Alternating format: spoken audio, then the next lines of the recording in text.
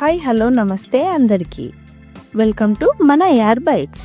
ఈరోజు మనం మన ఛానల్లో చూడబోయే రెసిపీ ఆలూ కుర్మా. ఈ రెసిపీకి కావాల్సిన పదార్థాలు: తగినంత ఉప్పు, పసుపు, కారం, పోపు దినుసులు, బగారాకు, యాలకులు, లవంగాలు, దాల్చిన చెక్క, గరం మసాలా, ధనియాల పొడి, 1 కప్పు పెరుగు, 1 టీ స్పూన్ అల్లం వెల్లుల్లిపాయ పేస్ట్, 3 టమాటాలు, 4 పచ్చిమిరపకాయలు, కొన్ని కాజు, 3 ఆలుగడ్డలు, 1 క్యారెట్, కొత్తిమీర, కరివేపాకు, పుదీనాని సన్నగా కట్ చేసి పెట్టుకోవాలి. ముందుగా ఒక కుక్కర్లో 3 ఆలుగడ్డలను తీసుకొని అవి మునిగేదాకా నీళ్లు పోసుకొని మూత పెట్టుకొని 3 విజిల్లు రానివ్వాలి. తర్వాత ఒక మిక్సీ జాడీలోకి 3 టమాటాలని కట్ చేసి పెద్ద పెద్ద ముక్కలుగా వేసుకోవాలి. తర్వాత కాజు, మనం తీసుకున్న మసాలాలన్నిటినీ ఉప్పు, పసుపు, కారం,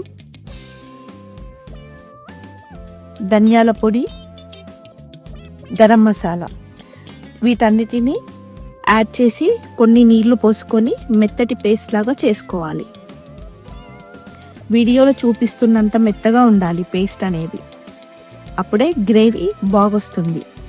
తర్వాత ప్రెషర్ పోయాక కుక్కర్ మూతను తీసి ఆలుగడ్డలను పొట్టు తీసి పెద్ద పెద్ద ముక్కలుగా కట్ చేసుకోవాలి.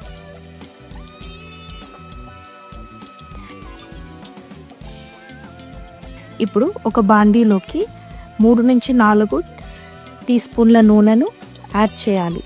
తర్వాత అందులోకి మనం తీసుకున్న పోపు దినుసులను మరియు లవంగాలు, దాల్చిన చెక్క, యాలకులు, బగారాకును వేసుకొని దోరగా వేయించుకోవాలి. తర్వాత అందులోకి క్యారెట్ని, పచ్చిమిరపకాయలను యాడ్ చేయాలి. తర్వాత అందులోకి మనం సన్నగా కట్ చేసుకున్న పుదీనా, కొత్తిమీర, కరివేపాకుని కూడా యాడ్ చేయాలి. ఇప్పుడు అల్లం వెల్లుల్లి పేస్ట్ వేసుకోవాలి. తర్వాత అందులోకి మనం పట్టి పెట్టుకున్న మసాలా పేస్ట్ని యాడ్ చేసి కలుపుకోవాలి. ఇప్పుడు ఒక 5 నిమిషాలు మూత పెట్టి సిమ్ మంట మీద ఉడకనివ్వాలి. 5 నిమిషాల తర్వాత మూత తీసి గ్రేవీని ఒకసారి కలుపుకోవాలి. తర్వాత అందులోకి 1 కప్పు పెరుగుని యాడ్ చేయాలి. ఇప్పుడు టేస్ట్ చూసుకోండి, ఒకవేళ మీకు సరిపోకుంటే కారంని యాడ్ చేయవచ్చు. నాకు కొద్దిగా కారం పట్టింది, అందుకే నేను కారం యాడ్ చేశాను. తర్వాత ఇందులోకి ఆలుగడ్డలను యాడ్ చేయాలి. ఇప్పుడు మూత పెట్టి ఒక 5 నిమిషాలు ఉడికించుకుంటే సరిపోతుంది. ఆలూ కుర్మా రెడీ. అంతేనండి. ఇలాంటి మరిన్ని డిష్ల కోసం ఛానల్ని సబ్స్క్రైబ్ చేసి, షేర్ చేసి, లైక్ చేయండి. ఎంకరేజ్ చేసిన వాళ్ళు అవుతారు. Thank you so much.